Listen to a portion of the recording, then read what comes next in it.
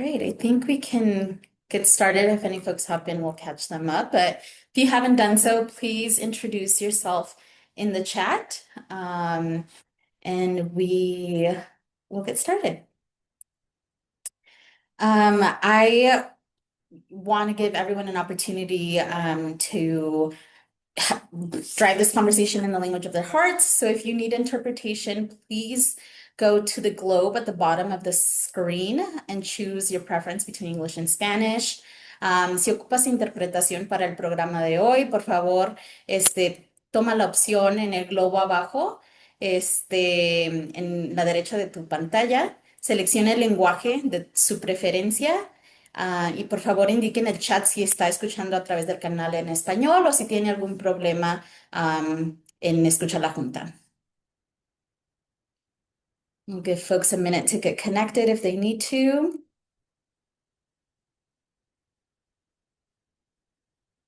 Okay, great. We want to start off today with some welcome and introductions. We covered the interpretation information and give you all an opportunity to see the agenda for the rest of the program, but giving folks an opportunity. If you haven't done so, please introduce yourselves in the chat, in the Zoom. Please, your name, if you're with an organization, feel free to also list that as well.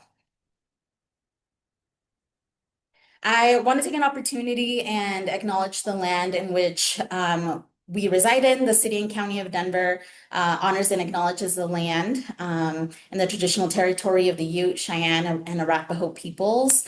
We also recognize the 48 contemporary tribal nations that are historically tied to the lands that make up the state of Colorado.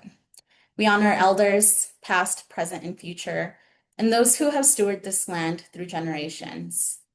We also recognize that government, academic, and cultural institutions were founded upon and continue to enact exclusions and erasures of Indigenous peoples. May this acknowledgement demonstrate a commitment to working to dismantle ongoing legacies of oppression and inequities and recognize the current and future contributions of Indigenous communities in Denver. On that note, we also want to do a labor acknowledgement. We acknowledge that our country's economy, infrastructure, and resulting generational wealth would not exist as they do today without the stolen and forced labor of enslaved Africans who suffered transatlantic human trafficking, slavery, and Jim Crow. We acknowledge how these dehumanizing practices have social, legal, and economic legacies and continue to haunt to this day. I want to cover an agenda of what is expected in today's meeting. We'll cover an update around the community organization MOAs, as well as a brief recap of our previous meeting last week for folks that were unable to attend. The point of today's meeting truly will be this survey introduction with Civic Trust, where we'll have an opportunity to draft some values and goals and what we've learned from previous plans with MIG, as well as co-create some of those survey pieces. And so, as mentioned in the previous meeting, I want to give you all an opportunity to see the instrument and really give an opportunity to ask any questions as it pertains to the survey itself. As well as any questions that might come up from the survey introduction and cover any next steps as far as the planning phase. So I want to give you all an opportunity to see the agenda for the night. I ask that, this process only works if we build it together. So if you do have a question or a comment, please raise your hand. There is a raise hand button at the bottom of your Zoom screen. If you're on a laptop, and on your phone, there should be a raise hand button as well.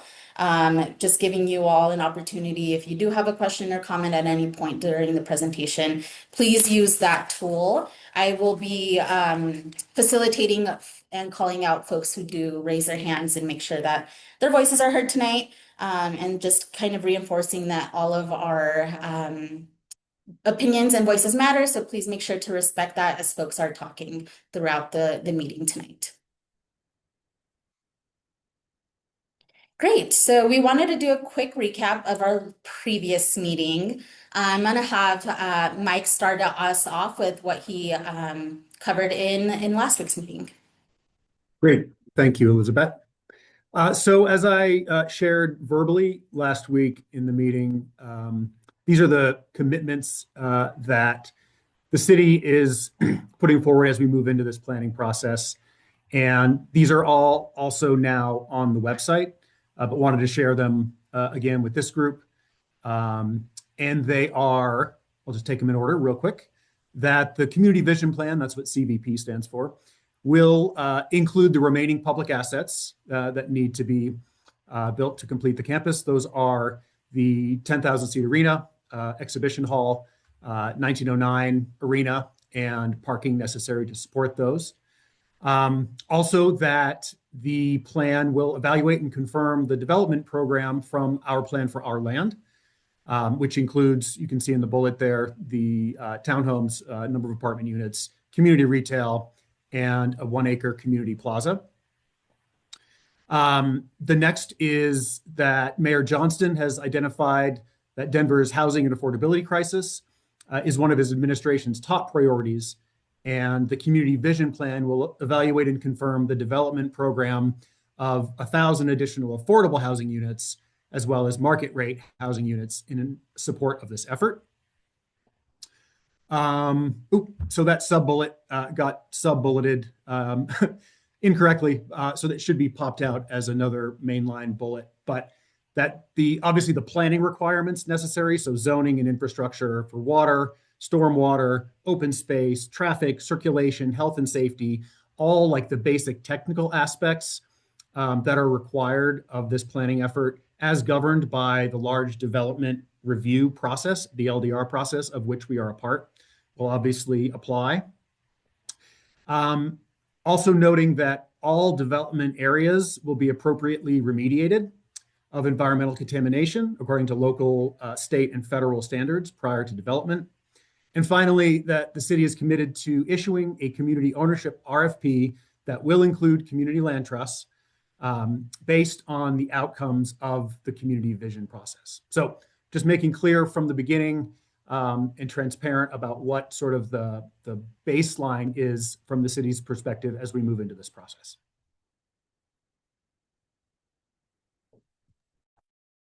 Great, thanks, Mike. Any quick question on these pieces? Great. We also covered block captains and community connectors in our last meeting. We have a one-pager up on the website on those two pieces as well.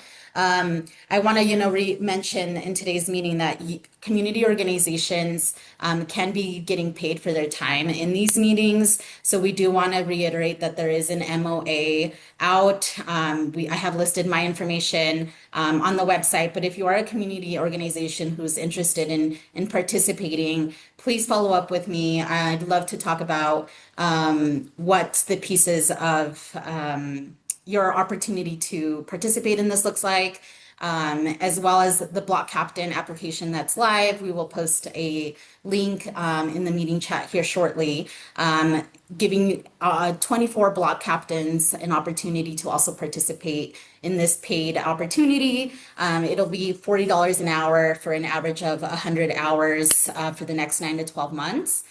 So really wanting to see the whole community represented. So please feel free to share that far and wide. And if there's not was something that was mentioned in the last meeting, if you don't have the capacity to serve as a block captain, there is a lower tier as a community connector.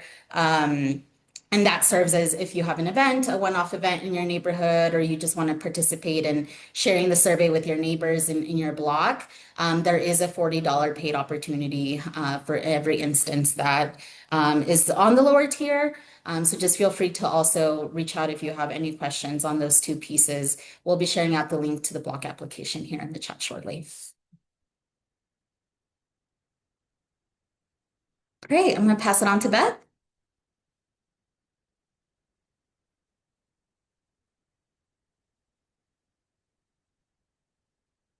All right, sorry, I have to work from 2 this evening. So, all right, so I just wanted to, one of the other items we shared last time was sort of a walkthrough of the whole process that we'll be conducting over this year.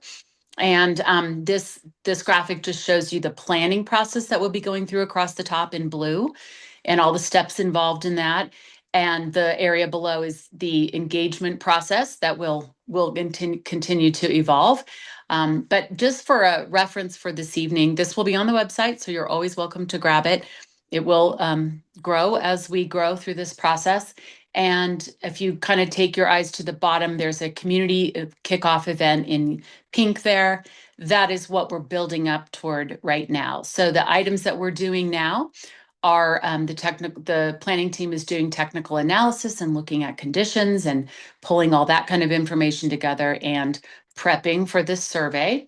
And then in the engagement section, also prepping for this big kickoff event on March 11th.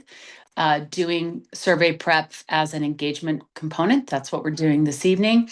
Elizabeth is working through block captain information and applications with everyone. And you're that second little star there under guidance team, which is currently a community organizations meeting. But that's where we are as we head toward the first big pink asterisk there. So just a quick reference and update for where we are in our process. Thanks, Beth. Great. Any questions on those pieces before we jump into the next phase? Yeah, I have a quick question. I couldn't get to my mute fast enough. Sorry. Back, Mike, when you were reporting the 1,000 units in support of this effort on affordable housing, et cetera. I don't know if you go back to that slide or not, but my question is that in support of this effort is not the same as saying in the footprint of the triangle. I just want to be clear what is being said. Affordable housing has been a priority in Gloveville for at least 10 years, and some progress has been made for sure in Gloveville area and Swansea and throughout the city. So can you elaborate, because I think it bears a lot of discussion. What is the impact of 1,000 additional affordable housing units? That number's been arrived at somehow and assigned to this project. And I'm not finding any history in the engagement in the neighborhoods directing some kind of consensus toward that in the scenario planning or anything. So can you elaborate on exactly what that means? Is it in the triangle footprint, and whatever flexibility, and what are the impact studies that are going on? Elyria is not a big area to put 1,000 units. So I'm a little concerned at the impact supporting Sure. affordable housing. Sure. So the number is derived, it's sort of a stretch goal of the number of units that we think there's an opportunity to be realized here, given the proximity to rail and the TOD site with RTD commuter rail on the entirety of the triangle footprint. And so in support of this effort we can just strike that. That's actually referring to the mayor's priority. So it's in support of the mayor's effort to address Denver's housing and affordable housing in particular crisis. So to be clear, it's within the footprint of the Triangle Community Vision Plan. Okay, the yes, transit-oriented development push, I think it's important to be transparent and for future discussion. I appreciate you making that visible. And I just hope we'll all pay close attention to the impacts. There's questions coming from the chat that are really important. I hope you'll read verbatim that are related to that. We can discuss more. Thanks. Hey, Jen's hand up first, and then I can get to the chat. Okay, yeah, and my question is about, what we throw around affordable, we need, really affordable, not, what percentage AMI are you talking? And are you going to use something besides AMI? It has to be actually affordable, not pretend affordable. Affordable for our neighborhood, for me. So I'm just we're curious, what does that even mean? Yep, and those are all the issues that we'll get to through the planning process. This is just making it clear from the beginning that there is a goal to have significant affordable housing realized on this site. I know when you say significant affordable housing on the site, I'm imagining that could mean significant, mean a lot of units, but what we need is a lot of actually affordable for people like me. Understood. Understood. Okay. And the Okay, thank AMI you. discussion and those levels, that will all be part of the planning process, 100%. Okay, thank you. Yep. I think that touched on Nick's comment in the chat, but if it didn't, please let me know. Hamilton? Okay. Great. Any other questions there? Let me see. Great, I don't see any Yeah. other questions. Oh, go ahead. No, go ahead. I was Oh. just going to say maybe before we tee off the survey piece, I'll just kind of set things up a little. Yeah, go ahead. All right. So it sounds like we got all the questions answered, and we are getting all those comments in the chat. So understand the affordability issue Just for sure. sorry. One more Yes, quick question Candy. back on Yes. that slide. Uh-huh. I was trying to get back to my phone. On this bullet that says all development areas will be appropriately remediated of environmental contamination according to local CDPHE and federal standards prior to development. By whom? Like, are we saying that the city will remediate all parcels prior to development, or who is going to do that? Yeah, it's a good question, and it really is dependent on available funding streams, particularly with something at the scale of the Superfund cleanup on the Coliseum site. So I don't think there's a one size fits all answer, but the intent is that the city will either do the remediation or cause the remediation to happen prior to development taking place. Okay, thank you. Nola? Hey, sorry, I'm going back to the 1,000 units. It says 1,000 affordable units as well as market rate units, and then also the 60 for sale and 240 above that. So are we talking? I'm just curious. I guess I'm just wondering. I thought that we were going to talk that the kind of the amount of units would be part of the conversations for this process overall. So I'm just wondering if these numbers, like what these numbers are representing. I didn't quite understand your answer, Mike. Yeah, they represent a goal of what the city would like to be able to achieve on the site. Will the process be able to inform that at all? Yes. Oh, absolutely. Evaluate I think and confirm in the same way that the process will evaluate and confirm the development program from our plan for our land.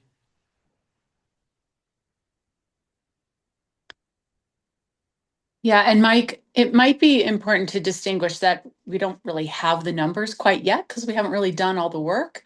So, but these are more like their goals, but they're commitments. So I think what Mike's getting at is these are the things the city is committed to bringing to this table and ensuring that it's part of the planning process to sort out and evaluate and achieve if we can. And so not an exact number maybe, but as a Yeah, I guess the commitment. alternative was we could have said significant number of additional affordable housing units, and the immediate question would be how many, right? So it's a fair point. I don't think we know the exact number. I think what we're trying to be clear about is that there is an opportunity here to realize a significant amount of affordable units to address Denver and GES's specifically affordable housing crisis.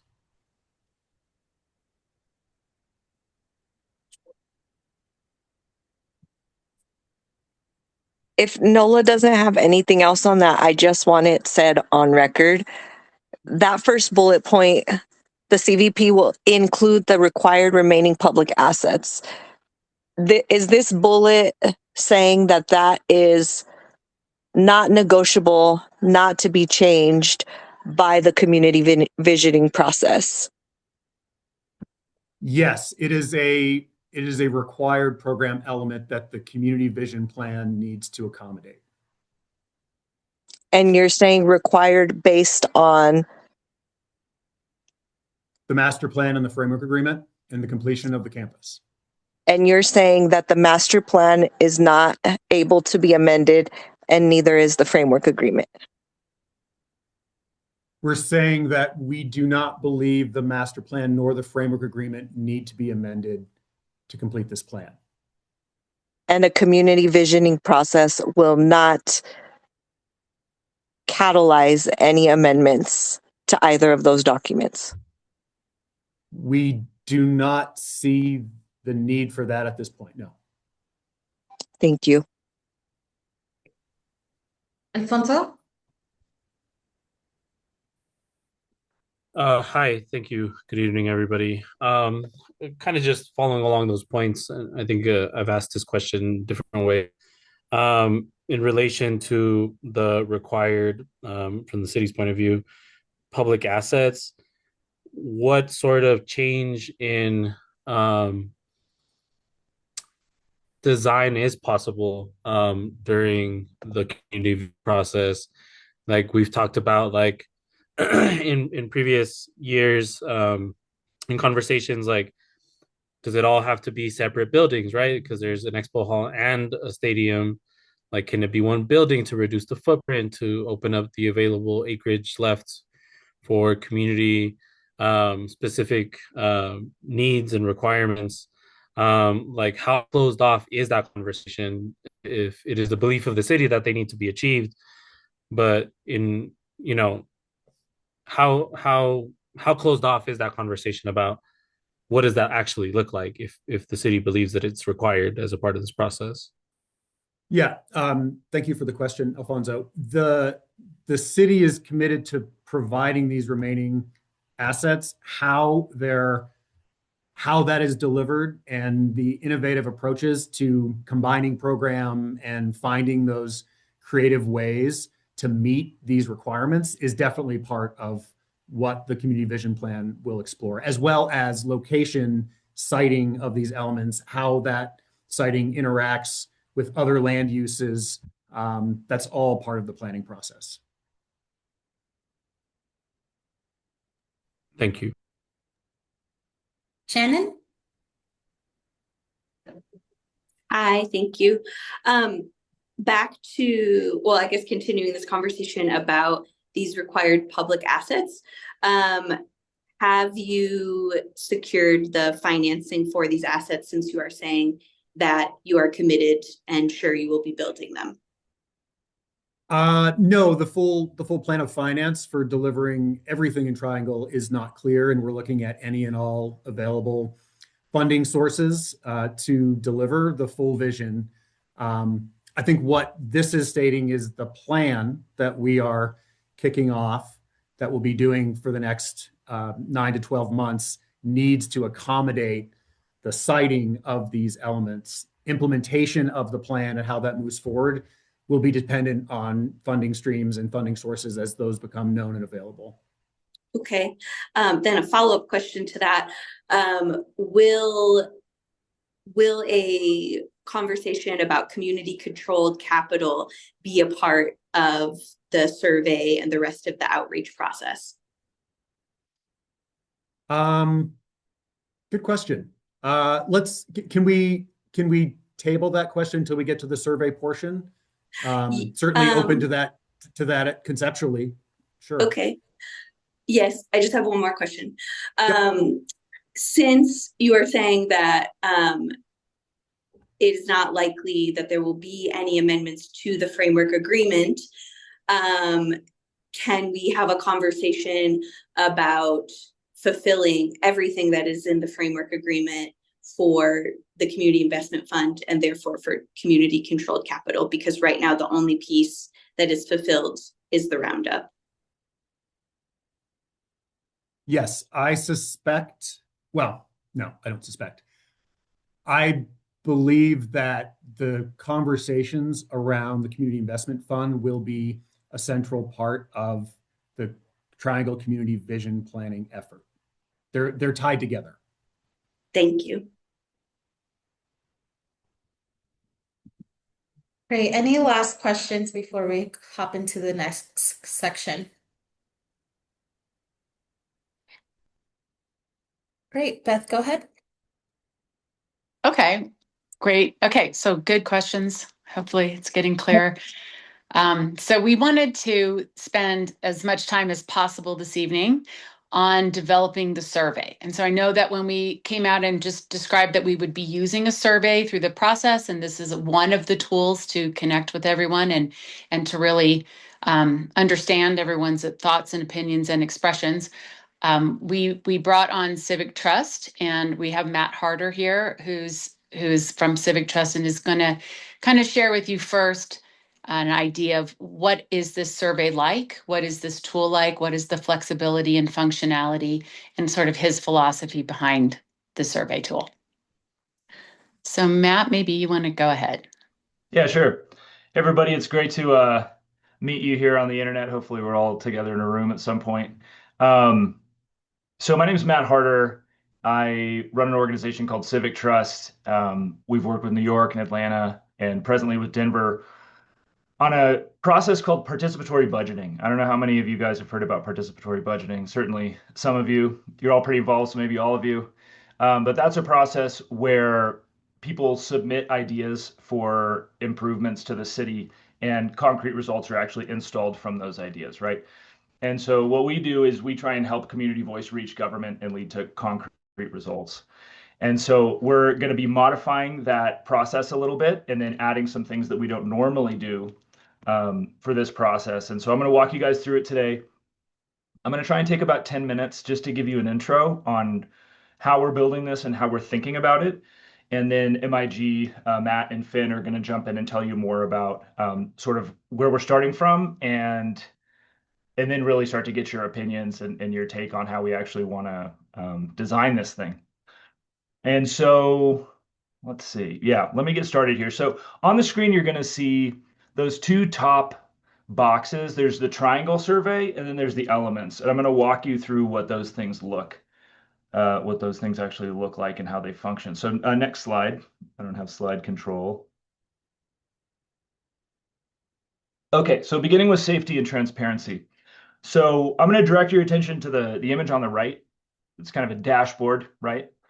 And what this represents is as soon as people take the survey, the results to the survey, anonymized, go straight into a dashboard that is public. So you guys are going to see your feedback being generated as time goes on and kind of see what are the priorities of the neighborhood as stated by, as stated by the residents. And so we're going to be working on today and over the next week, we're going to be working on what are the options that feed into that. We want to be precise. We want to make sure that we're like using the actual voice that you guys want, that you're able to vote on the options that you want. And that'll be the next section. But when those are there, that's going to feed into this dashboard. So there is no black box. Everybody's going to see what the results are. And then the second part of the dashboard below is going to be for demographics. And so not only are you going to be able to see what the neighborhood is saying in real time, excuse me, you're going to be able to see the demographics of the respondents. So you'll be able to see, like, are we getting a good balance of the different neighborhoods, good balances in general? And that's just a way for everybody for us to stay honest, for you guys to be able to see what we're doing. And yeah, so there's going to be like a verified email, like you guys will just kind of, you'll share your email when you fill out the survey. And so we'll know it's one person, one voice. And then regarding safety, the format's a little changed here, but yeah, basically it's multilingual and accessible. And oh yeah, for safety, what I want to say about that is we don't collect any sensitive personal information. We're going to collect name and email address. And if you don't want to share email address, then phone number. That information is not linked to your survey responses or your demographic responses. And so we're just looking at everything at kind of group level, population level and group level. Like what are people from Globeville saying versus Elyria versus Swansea? We might be looking at that, but there is no like individual precision there, right? And so, the information, all of it is going to stay within the organization, within just this process. So the email addresses that get shared don't make it out of this process. They don't go into any kind of a database or anything. They're just used for this 1 year long 2026 process. Okay, next slide, please. Oh, sorry. Matt, we might pause for a minute. Does anybody have questions on this aspect of the survey? I know this was one that folks were interested in previously. Nancy? Yeah, my question is, there's a lot of people that doesn't have access to the website. Is there a way that we can make something for the people? I mean, there's elder people that they don't know how to use electronics. So is there a way that we can do to, I mean, to spread the information even by, I mean, doing that survey and do it by like door to door? Yeah. Matt, you want to go ahead? Well, yeah, I mean, so I think Beth and SE2 as well, like Yes. there's going to be, yeah, go ahead. Yeah, I can jump in here. Yeah, Yeah, we will be going door to door with neighbors, having those pieces available so that if they don't know how to access the survey online, they're able to have a person guide them through the survey one-on-one. So there will be a field program attached to the survey responses to make sure that we capture all of community, whether it's, someone who's involved or who isn't as involved. We want to make sure that they all know that this is happening. Matt, anything you'd like to add? Yeah, I would just say realistically, if history tells us how this is going to go, there's going to be a lot of paper surveys that SE2 is going to be working with people on and walking them through, and that'll be a good amount of the responses. But the digital ones are very easy. They're very clean data. Like I said, they feed it well. Even the paper ones will feed that into the dashboard, so you'll still see the responses. But it's good to have both. It's good to have both options. But they're definitely putting a lot of effort, I think, into the ground game, from what I can tell. Any other questions? There was a question in the chat. What if they don't have an email? Yeah, so we allow phone number as an alternative. And then if a person doesn't have an email or a phone number, we might provide like a third option that's kind of just like a question they have to answer that's not personal, but just sort of reveals that they're taking it seriously. I don't know. That's kind of tricky. But the thing is, just to be transparent with you guys, because you've been through this before, all of you probably, like, we have to provide some accountability that there's not 100. I'll just be frank. We want accountability so there's not like 100 surveys that get picked up with no identifying information that all express something. It's our responsibility to have survey integrity for everybody in the neighborhood, to say that we know that only one person per response is something that happens. So we try and make that work between the internet, which is going to be phone number and email, and then SE2's really thorough ground engagement. Yeah. All right. Great. Okay, Matt, maybe move ahead. Yeah. Okay, great. So this is just to show you that we have different ways of organizing the questions. What we're going to try to do is try to kind of provide both like a broad and specific option. So what you see on the right is like when we have fixed options that we can all select, that you guys can select, right? The residents can select. That is very powerful because it allows obviously like 1,000, 2,000 people to select the same one and to provide a very, very clear voice. And so we want to come up with those good options today and over the next week, because that just provides a lot of power and clarity. But we also want expressiveness. So anything that gets missed in this process, each question will have a text area where you can just do open text responses so that we can still get that granularity from people. But ideally, we're thorough and we are able to put some really good options in today. And there's also the things like ranking, single choice. There's different question formats. But I just want to kind of tee up that next conversation that it's like, let's get good options in there. Next slide.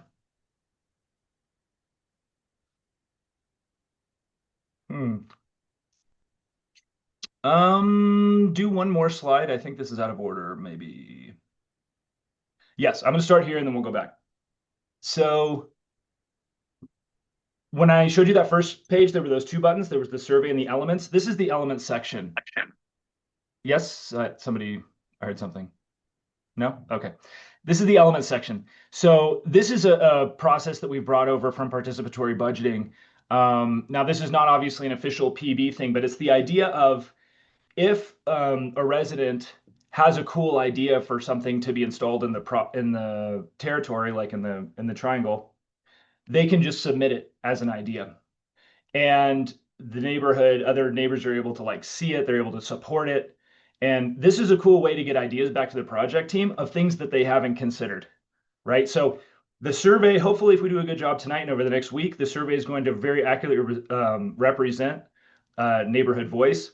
But even for those things that the survey can't capture, ideally the elements thing captures that. So you can just sort of say, what is a cool resource that you would like to see in the neighborhood?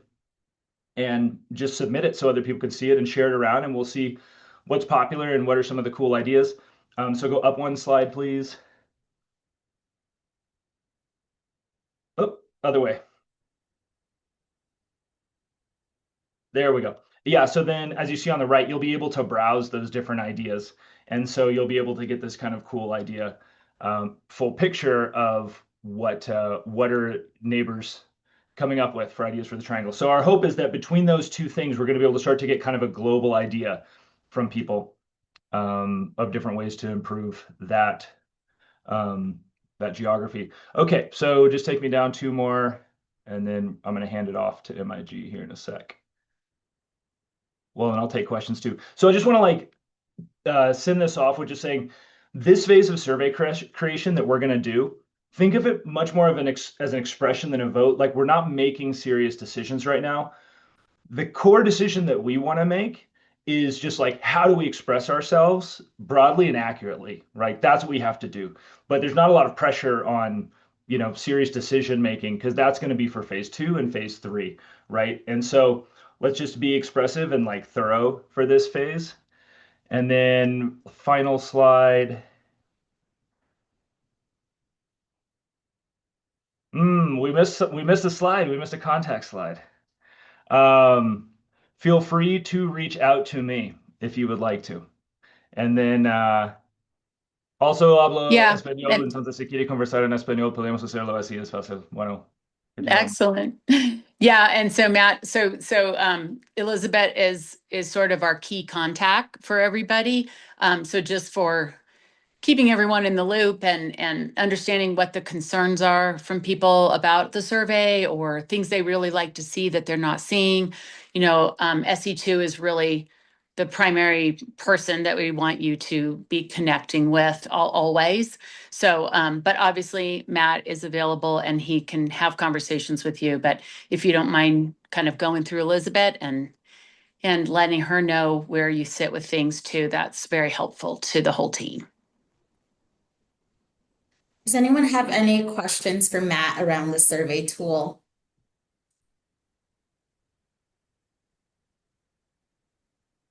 Nola, go ahead. So the 3 phases that are here that corresponds, Beth, to the map or the timeline that you showed us in those survey phases? Correct. Yes, Okay. correct. Yep, and those are at a very high level, the point of each phase, right? We want to hear from you, then we want your input and reactions to the site options as they come together, as we're building those together. And then in phase 3, we'll be choosing what everyone is liking best. And we'll use the survey at each phase specifically to do that. And what we'll introduce tonight is a little bit of how we build this survey and how you guys can be part of building it. I don't know if we'll get through the whole thing tonight. It's 6:15, but we'll get the ball rolling, and we're always ready to follow up. We'll decide at the end what our next step is to finish this out. And Matt, I have a question or a suggestion. If it's possible for you guys, I know that we want aggregated data, and so that's important. But one of the things that was important for the CAL, the group that informed this process, was that data also be able to be seen in a heat map style fashion, because we do have areas of GES that have significant development, concentrated development. And so we need to be able to disaggregate to the degree that we can see where those heavily concentrated developments who are probably not historic GES residents, how they're skewing the data to some degree. Can you guys do that? Are we going to be able to see data disaggregated to that level? So presently, we don't have it set up to take any location data for the sake of just anonymity, right? As far as like the residents of the respondent. There are ways, of course, to approximate it. And so if that turns out to be very important, we could talk about like what are approximate ways to get that information. And so I'm happy to talk For about it. SE2, yeah, for SE2, your upcoming meeting with the cow, that's going to be very important. That was a very important conversation we had many, many times in the cow. So just putting that on your radar for our upcoming meeting. Thank you. Thanks, Candy. Okay. Real quick, Candy, if you're part of that methodology that executed on that, we just might want help from you, or I get it from SE2 or whatever, about like what is the good approximation if we're not using a residence address? How are we gonna do that? So we don't have to solve that problem here, but we would have to come up with an easy way for that to be sort of generalized. I think We someone have in the some ideas. Yeah, and we can get to that when we have the cow meeting. Great. Okay. Yeah, I think some folks had comments about those pieces in the chat too. I think some folks said by block if possible, but yeah, we can definitely connect with Matt and get some answers for the rest of the group too, as what location pieces can look like for the survey. Let me see. Sandra asked, would it be possible to add a survey question asking whether residents would prefer more new housing units or support for improving and renovating their current homes? Yeah, I think, Sandra, we're gonna get to your pieces in this next phase. So I am gonna go ahead and get us started on that piece, and we can, if we don't touch on your question, please feel free to let us Yeah, know. that's an excellent segue. So this next piece of things, I want to introduce Matt Shawalker is with MIG, and he's going to talk to us a little bit about the purpose of this survey and a little bit about the work that's been done already to review previous plans and understand your values, at least in the previous efforts. And then we're going to get specifically into the survey questions themselves. And Finn Sutton is with us tonight too from MIG, and she's going to walk us through that. And then, yes, if we don't hit your question, we will circle back, but I think we will. So that's really great. All right, Matt, go ahead. Great. That's Matt. Thanks, Beth. Yeah, we've got two Matts to make it as easy as possible. So thanks, Beth, and thanks, Matt. Yes, we want to go through the first survey and sort of the work we've done to sort of start to create those survey questions and values based on what's been done in the past. So first, we want to talk about what the purpose and sort of goal of the first survey is. It is to identify what matters most to people in the community and build a strong foundation. As part of that, we need to sort of confirm and create a set of clear values and measurable goals that can be used as in subsequent, throughout the planning process to guide vision planning options and evaluation of plans as they're developed and then refined into a preferred plan. I think what's critical about that is that means I think we need sort of clear measurable goals and a manageable number of values and goals. If we go to the next slide, we can start here. Our starting point for building this is based on everything that the community has expressed over a decade in previous planning efforts, from the Globeville Neighborhood Plan and the Elyria Swansea Neighborhood Plan in 2014-15 that informed the master plan, to more current plans, our plan for our land, the GES Community Plan, and the ABCs of GES, the health and environment. Those are the core plans. There are, say, a number of other documents and things that were referenced as well, including an ongoing list of ideas that came up during the Equestrian Center outreach process. So we've got a number of other documents that we're referencing as well, but these are the sort of core published plans that inform, that we're trying to sort of synthesize and coalesce into a shorter, manageable amount of values and goals that we can structure in the survey and use to guide the planning process. Can go to the next one. So going through all of those plans and all of that information, in our opinion, and this is, things we want to work through with you and make sure we've got it right. 5 values stand out.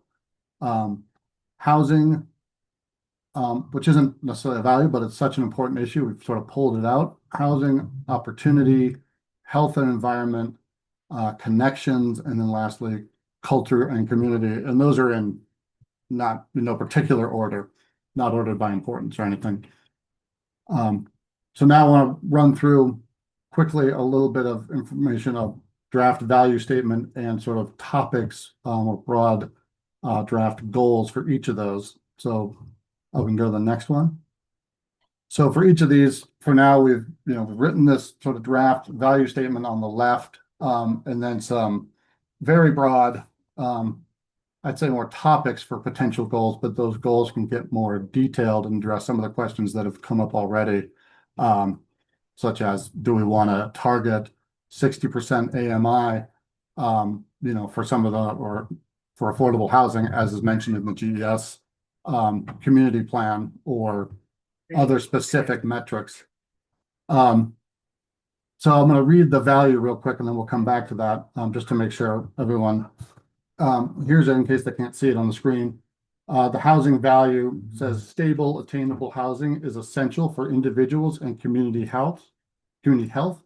When people can put down roots, they invest in their communities, strengthen local businesses, and build social fabric that allows families and communities to thrive. Growing housing insecurity, rent instability, and other housing issues threaten the future of residents and local businesses and erode the social fabric of the community. So that's, and like I said, that's a draft statement that we want to work through with you, and then some sort of topics here for potential goals. And I'm already seeing some comments on these. Yeah, maybe we pause for a minute and know that this value statement that Matt's taking you through is an attempt by the team to get the ball rolling, right? We have to start with something. And so we came out with those 5 values and said, okay, but these are really big. We've heard these over and over again. So let's at least acknowledge that, right? This is what we heard. And we did have a comment in the chat by Candy that opportunity is maybe not the right word. Totally fine. This is just a starting point. So we, happy to adjust. But let's talk through the wording that we see under each of these, because that's really the crux of what we're, is this really kind of reflecting the value that you're getting at? So Matt, Elizabeth, go back to the housing one.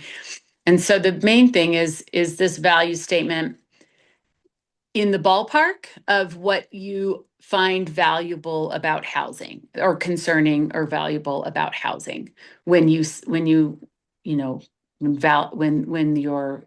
thinking about housing in your community? Maybe that's really the first question. Yeah, sorry, Alfonso. Well, to that question, I think that I think something that's important to name, which is like the context of the neighborhoods, is I think that it would be important, when we're talking about growing housing insecurity, naming displacement and the prevention of displacement, because that, as far as what's, I guess just like to summarize, right, like that these things aren't happening in a vacuum, right, that there's like very real displacement pressures that have already happened and that would increase. So I think that just like naming that, at least in some way, shape, or form, that displacement is something that is integral to the value of the sort of housing that we need to achieve. And that also gets into, some of the comments that a lot of my fellow neighbors are making here about the affordability, and what that really means, and affordable levels. Yep. I think that's great. And we can, be much more, we can be more direct about the displacement in this value, right? You'll see it come up in the survey too, and in the goals as well. As we talk about that and talk about goals, right? I saw Candy's comment about 50% AMI is what's needed. As we work through these and we want goals that can really be specific and sort of guide the planning, certainly anti-displacement definitely is the value and broadly a goal, but we want to get, I think, a little deeper to more tangible goals so we make sure that what's in the vision plan is effective, right? Yeah, AE. Yeah, regarding housing, in the Globeville neighborhood plan, it was an initiative was to circle the residential cores with the intention of preserving single-family homes as a decreasing statistical part of the neighborhoods, which is displacement, on a family level. And my concern is that the language, I appreciate the language in some sense here, but this is a dynamic. And I feel like doing the categories without the context, that the whole economy has to be served. And I'm concerned about talking about the triangle as outside the economic dynamic with the accountabilities of the entire National Western Center campus. So I just don't want to be fooled that measurables are just linear statistics.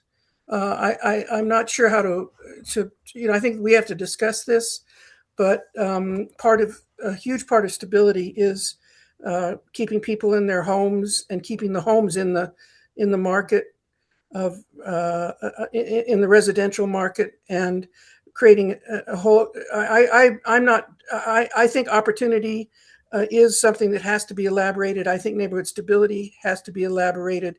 So whichever words are used, or both, we have to get to a full dynamic of what the economy is and all the assets of the neighborhood. So for whatever it's worth, I don't know how you do that exactly in a survey, but it has to be part of the discussion.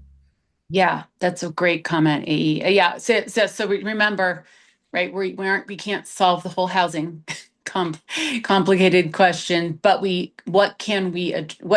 what is the value that is going to drive our decision making around this site? That's what we're doing. So, and yes, there will be things that affect that, and what can we afford and what can we do, and all those things will come into play as we go forward. But at least acknowledging, I think at this stage, the first step is acknowledging what is that value. Are we all understanding or saying the same thing when we say that housing or affordable housing is a value? And we're hearing, yes, kind of this language, yes, but preserving single family homes, naming specifically displacement, and then looking toward anti-displacement methods, or yeah. And also I do like There's Sandra's comment too around survey questions around helping identify interest in programs focused on strengthening existing residence housing. So if there might be a possibility of creating a resource center or program dedicated to home repairs and renovations, a space that could provide materials, tools, and guidance or other support to help residents improve their homes they already have. Yes, that's excellent too. So we Yeah, that have can people definitely be in the included in the neighborhoods survey. that I'm sorry, I just want to inject. We have people in the neighborhoods that have initiatives in that direction. It also drives our awareness. So I want to honor that this has been internally motivated by residents, and that we can. It's not something that's going to be. I just want to honor that these things are ongoing in efforts, and I want to insert value as there's a process value that says that I think could, instead of 1,000, saying 1,000 units, that the process value would be that there's going to be a maximized housing in a way that's beneficial to the enrichment and stability of the neighborhood, and that is leveraged by the greatest benefits possible from the National Western Center campus as a whole. It's things to discuss. Yes. I'm concerned about the statistical headlines, which serve more political marquee measurables than I think social infrastructure measurables. Mm-hmm. Yeah, that's excellent. I know we have more hands. Just one second. Finn, if you don't mind having, I think that given the conversation and and our timing, we might want to move to the survey question discussion about housing next, so that we're tied to the one topic. So maybe you can just tee that up and have that ready. Sorry. And so sorry. I think it will be more useful for everyone. Let's see. I'm sorry. Who else had their hand up? I just saw you, Sandra. I think it was Nancy. Oh, Nancy. Yes. Okay. Sorry. Well, one of the questions and my concern is how affordable are gonna be the housing for if the 1,000 units is gonna be affordable just for the residents of GES, or I know that there's always a process, but um is there a percentage that you can give us if it's gonna be people from the GES that it's gonna if they're approved, whether they're approved or not, or how the applications are gonna be, how much it's gonna cost? Because it always says that they're gonna have affordable houses, and they come, and it's not the way that they're like painting it. So I just want to make sure, and that's my concern, that if it's gonna be real and affordable for the residents of the GES. Because I know the prices range is different, but 1,200 or 1,500, supposedly that's how much they're gonna pay of rent, and then they start doing it and the price comes up. So I just want to make sure that it's gonna be affordable for the rest.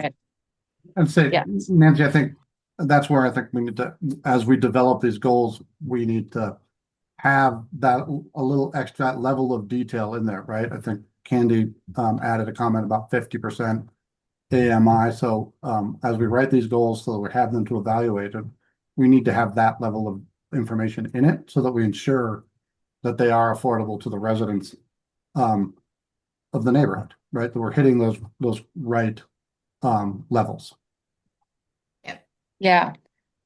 Yeah, I think, and this is really great discussion about where we want to all go, where we're going. But I want to, oh, thank you, Elizabeth. Yeah, I want to kind of switch, if we could. I think we should kind of pick up on Candy's last comment is, can we add a question about this? And so maybe what we do instead, if we could go to Finn's screen and bring up the survey question development around this value. And I think before we leave housing, it might be nice to just kind of start to say, so here are some examples of questions we could ask. And maybe that way we can tell, are these in the ballpark, or how would you like to tweak some of these questions? And again, we are bringing some things to you just to be able to get the conversation going. But this is all part of the discussion, and we have a lot of survey buckets, right? So we'll do the best we can, but let's continue forward in housing. Yeah, thanks, Beth. Hey, y'all, I'm really happy to be here. I'm Finn Sutton. I am a planner helping on the MIG team. So like Beth mentioned, I'm going to take us through some of the draft survey questions that we are already talking about a little bit and in the chat. It's formatted in Mural, which is a website that kind of helps us look at the content of the survey without it being in a really boring Word document. So you'll see a lot of content built out here, but I'm loving all the feedback that we're already getting. We're taking active notes and really want to make sure that this is collaborative. So we're really not starting from scratch here, noting that all of the plans that Matt Shellworker ran us through are really feeding into a lot of what's already been drafted, but we're also leaning into your guys' expertise. And also just wanted to note again that Matt Harder brings a lot of expertise of the survey structure. So if we have questions about that, we can definitely direct them towards him. And Finn, you might have to zoom in just on housing, really. We will. Yeah. So yeah, here's a good example of the way that what we have is already structured, but happy to make edits and take notes as we walk through this. So here's header of the goal that we were talking about before that was on the last slide. Here is where that vision statement, value statement lives, value definition. And then here's what it would look like in the survey. So there's one multiple choice question. We've drafted some of the multiple choice answers, but definitely want to hear from you guys of what feels more appropriate, what might need to get added or taken out. And then associated with most of those multiple choice questions, there's also an open-ended question.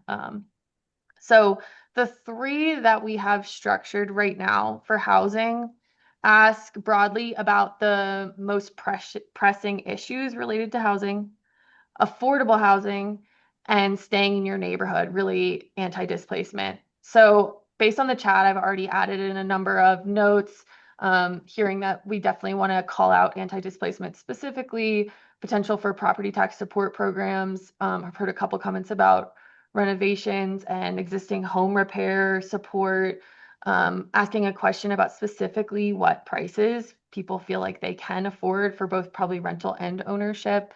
But let's start with question one. I know that the other thing I wanted to mention is we only have about 25 minutes left, and maybe even less if we want a couple minutes to wrap up. So we want to make sure that there's opportunity potentially for a follow-up meeting. So if we can't get everything in tonight, it's okay.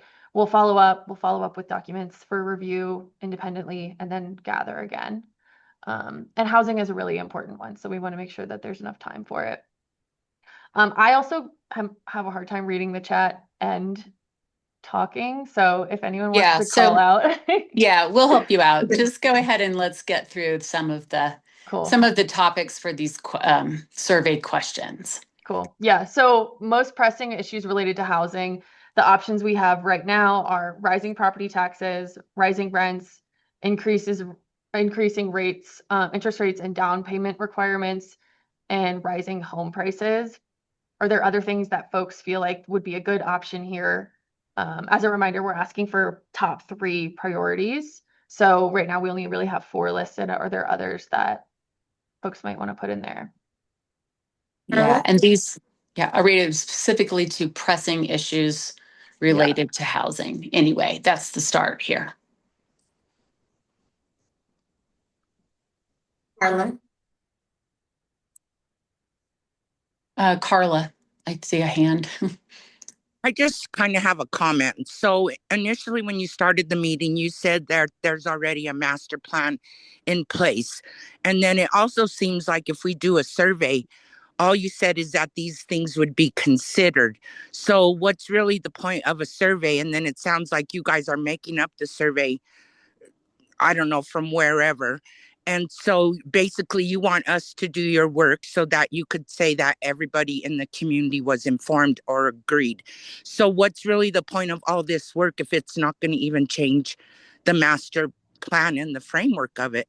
It seems like it's just a check off for you guys. And so I know I wasn't on the last meeting, but I was briefed on it. And so it's like you are doing everything, but yet you want the community to do the work so that the community can say that they were informed and agreed upon.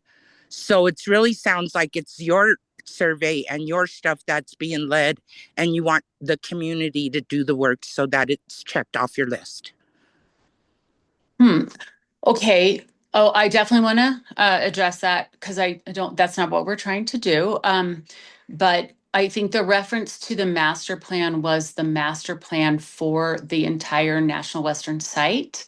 That's the master plan that was referenced, not a master plan for the triangle. So what we're just starting tonight is a plan for the triangle itself. That's what we're talking about. And we don't have a plan for it yet. We have learned a lot from the community's plan that came out here a while back, but we are just starting this process. So this first survey is to understand the values that are going to shape where we want to go with the triangle.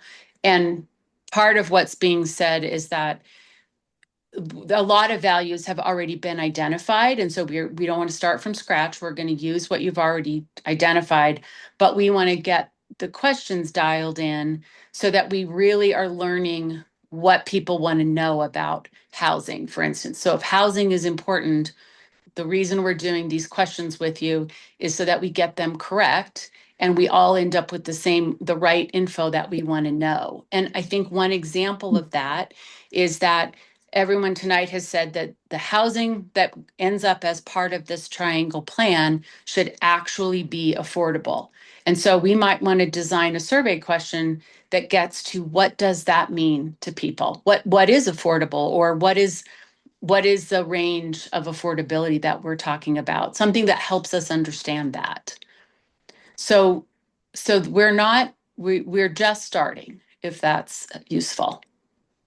I know, but in your documents, it said everything will be considered and not implemented. So again, you have the framework and it's already been decided how many affordable housing is going on that area without even asking the community.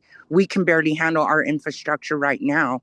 And so it's already by the mayor or the city decided what's going on there when we probably don't necessarily agree. So that's just my comment. It's really just, I see what you're saying. What is this survey going to even accomplish at the end of the day? Is it really going to even change anything?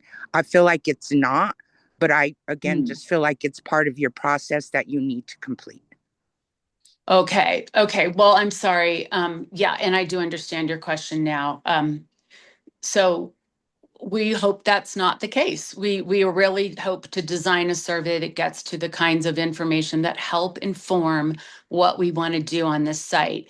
And I just want to remind you, when Mike was going through those commitments, those were some of the questions that people had asked initially, like, well, what are we going to commit to? What's the city going to commit to over here? And so he's saying those are affordable housing, and the other things on that list are things the city is willing to commit to. We don't know how it's going to play out yet because we haven't done all this work yet. And so that is part of our process. And I think, the 1,000 unit is a commitment. We could to doing that. Maybe that isn't what everyone wants. Maybe the number shifts as we get into the design and financing pieces, but that's what that was. So just to be clear. So I think there's a lot of room here to shape this the way that the community is hoping to. And that's where we are in the process. So hopefully that will play out for you, and it will make more sense as we go. And that's where we'll get to. Okay. That just was not what was said at the beginning, but thank you for listening. Okay. Yes, absolutely. Sandra, sorry. Hi. I wrote something in the chat, but also I wanted to ask,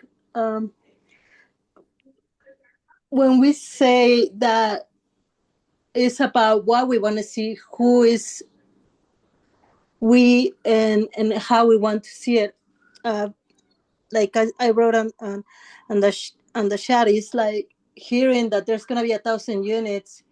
It brings me memories to the West Side where we were promised affordable housing, and it ended up replacing residents, and it all turned out to be gentrification. Now you go to the West Side and it's all these units and beautiful buildings, but it's not really affordable. And that's why I wanted to ask, when you talk about 1,000 affordable units and you talk about this and that, we think that that's already said. We think that that's going to happen. It's better to leave it open and say we can figure out how many units we need in a neighborhood, or with this survey we're gonna be able to create whatever's gonna be created or develop. Because right now I understand Carla what she's saying, because part of it feels like that. It feels like everything is already said and set. So I mean, if we just gonna be talking and starting the whole conversation and the whole process right now with the triangle, it will be better just to leave it open and not just say we have this amount of units. For me, it's just that concern about gentrification. Just hearing the word units, it takes me back to what happened over there. And I just don't want to see that here.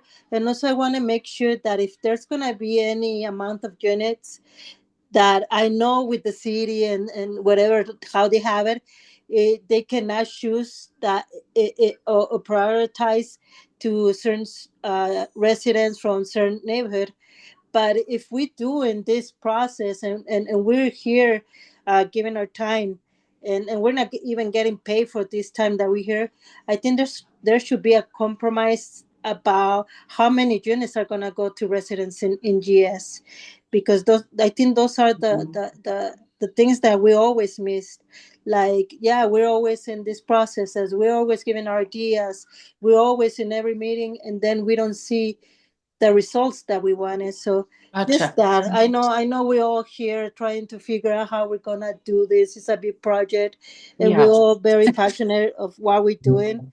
But I think if we can start, but not really saying every that is already 10,000 or this or that, because we don't want to be displaced. We don't want to see more residents being displaced, because 1,000 units is a lot.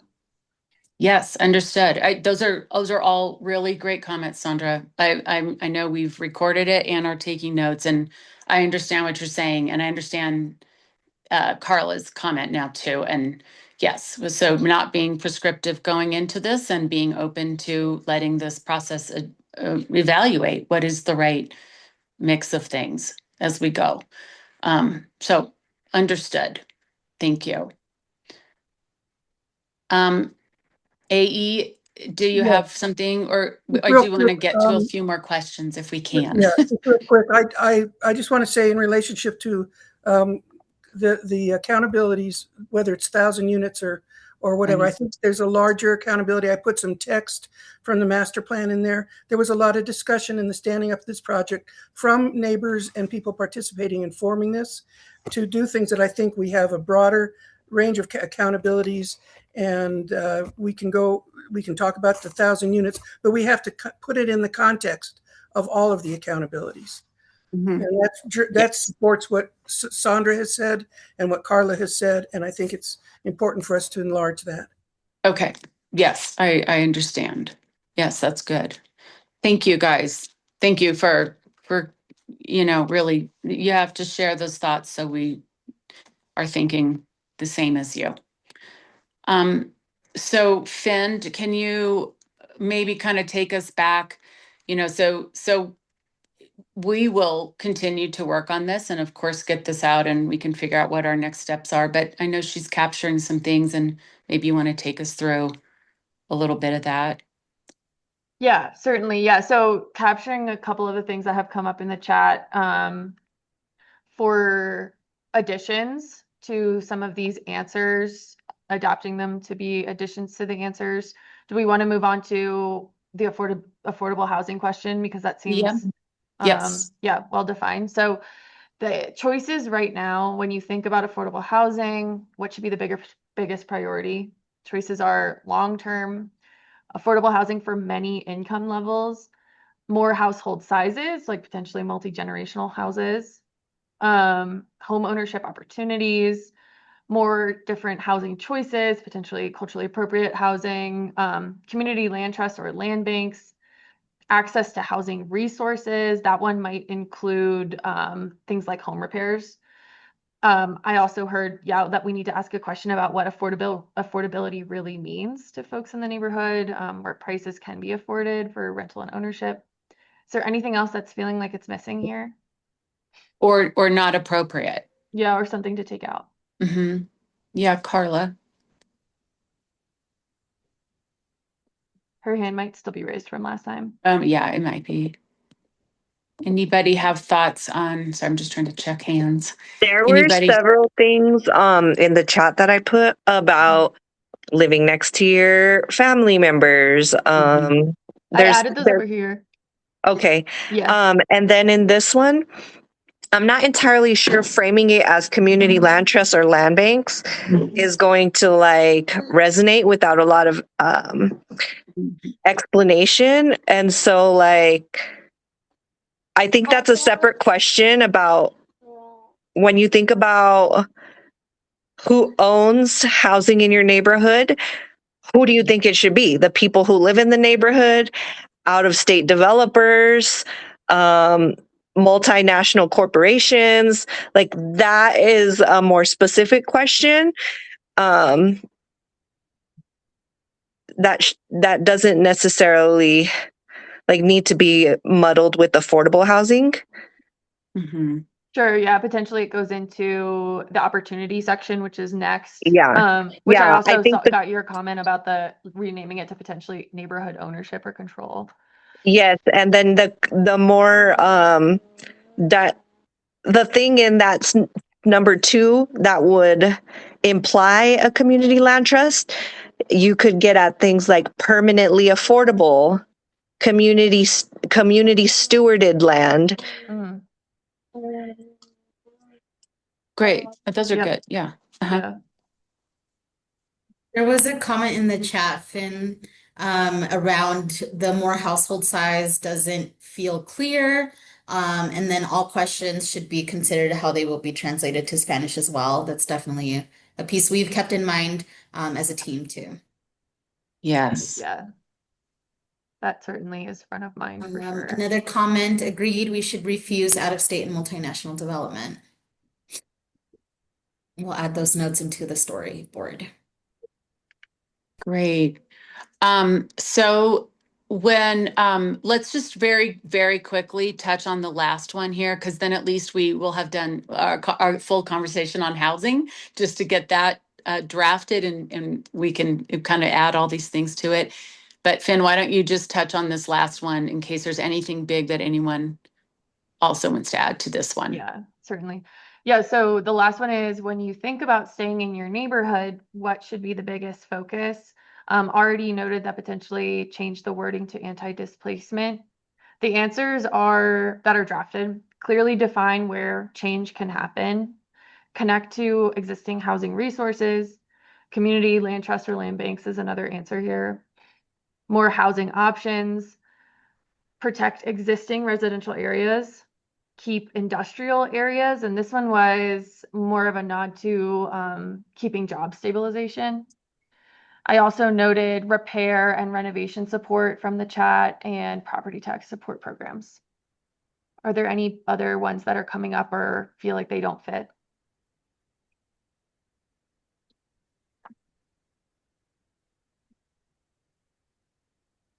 I'm not seeing where you put it because my thing doesn't let me blow up, but the proximity to transit or to rail, where does that fit? Because I do think that's one of those myths that we need to bust here. People aren't using rail, and we're concentrating housing next to rail when people aren't using rail, not because they don't live close to it, but because it's inefficient.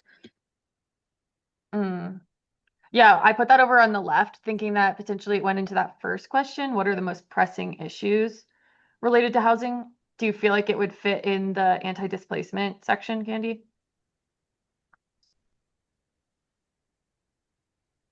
She might have had to go into mom mode. Yeah. Honestly, I'm not entirely sure where it would fit. It's more of a disproving thing than a proving thing, because I don't want us to be operating under this like continued myth about how our TOD is actually working here. Like people who live on Welton literally have cars. Yeah, right. Definitely. Yeah. Definitely. No, noted. Yeah. And I think that also goes to AE's point of everything is operating in a larger ecosystem of, our neighborhoods and how they're functioning, all things together. And like nothing is disconnected.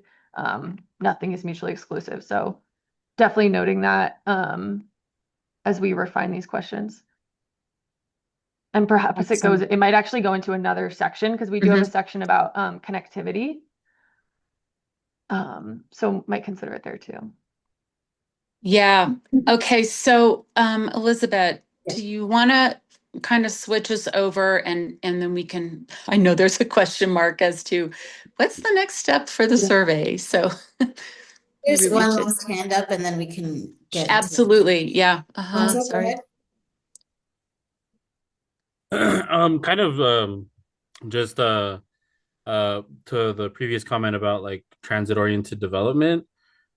I mean, I agree about like that there's like a huge myth when you look at like the success of the A line and the N line, W line, all those things. But I think it would be valuable to ask, what do we need for transit oriented development to be successful? Like, and I think that opens up a can of worms, obviously, because like some of that is within the purview of RTD and the lack of infrastructure or successful integration of what they've been building. Mm-hmm. But I think it would be worth asking, like what would it actually take for you to use transit near housing? Yeah, great. Agreed. Thanks, Alfonso. Yeah, I think what we're wanting to do, let me reshare my screen again. Give me a second. Okay. Let's see where. Then of course, okay.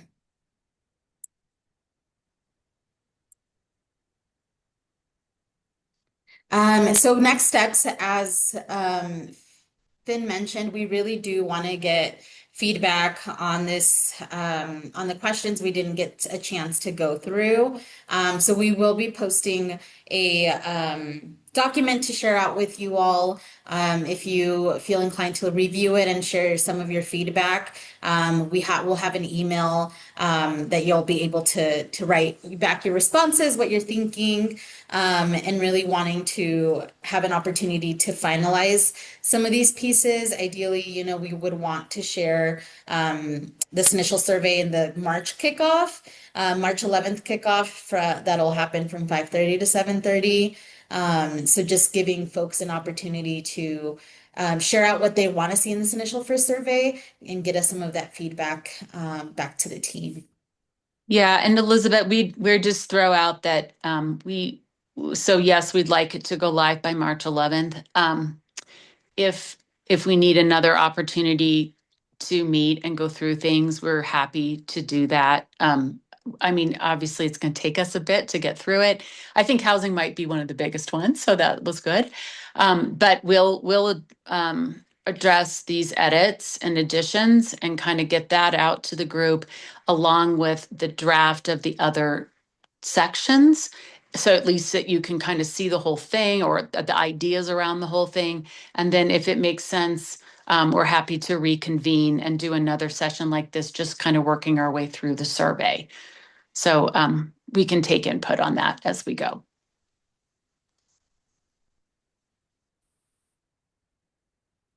Any questions on this piece of next steps? I just agree with Sandra in the chat about if we're going to use the mural board, like, can you actually let it be interactive so that we could be in it, working with it in the way that it's designed for? Finn, I don't know if you have an answer to that right now in terms of functionality, but we could certainly discuss offline in what way we could allow everyone to get in and add their pieces. Yeah, agreed. But I also understand totally the desire to be a little bit more like hands-on, in-person option, creative with things. So thanks for that note. That Sandra put in the chat. We'd love to stay connected. As mentioned, you know, we'll be posting all of these resources on the website that's available for you all to really see the updates from this meeting and from the last meeting. After this meeting concludes, we'll hopefully get it up in the next 2 days on the platform. It just takes a minute on the back end to upload it on the site, but we will share out some of these pieces so that if there is any questions, you can let us know. Sign up for updates in that same website. That way you have an opportunity to stay up to date on just like general updates, meeting notices, any of the survey links that we'll have going on through this piece, and just general gathering pieces. So just really thinking about what comes next. I think what we really wanted to kind of discuss with you all is like, how does this planning process initially feel? Do you all think, I know that you all mentioned having a hybrid meeting. Does it make sense for us to regroup next week to really think about the next questions in this piece? What is everyone's temperature on meeting again?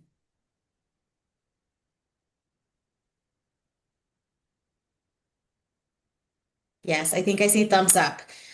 So I think what we'll do is we'll follow up with a meeting opportunity in case anyone wants to hop on and share ideas, and hopefully giving some of the feedback next week, seeing if we were able to pull together a site in person as well, just so that you all have an opportunity to be able to see it hands-on, but we will update you all if that's feasible. If not, definitely a Zoom that we'll keep open in case anyone wants to hop on and share some details and feedback about the initial survey questions.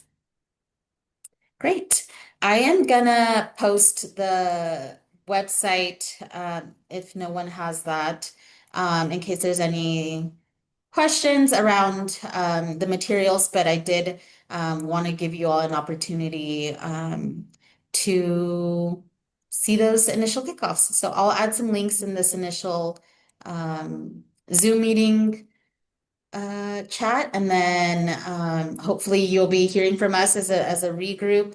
And then if we plan that meeting, we'll keep you all posted. Any last thoughts, Beth or Finn? Great. Sounds great. Elizabeth, just really quickly, because I think I missed it. When did you say that the link was going live for the block captain? Yes, I'm adding that in the chat now. It's live. Okay, thank you. Yeah, so I'll be sending around an email tomorrow with all of you with all of these links and information so that you can also start sharing it out with your community. The block captain application, there's a link for English and then there's a link for Spanish, just making it easy for folks to be able to download. If you all have any questions around the application, please let me know. Happy to respond and get you all connected with those pieces as well. Great. Any last minute questions or thoughts?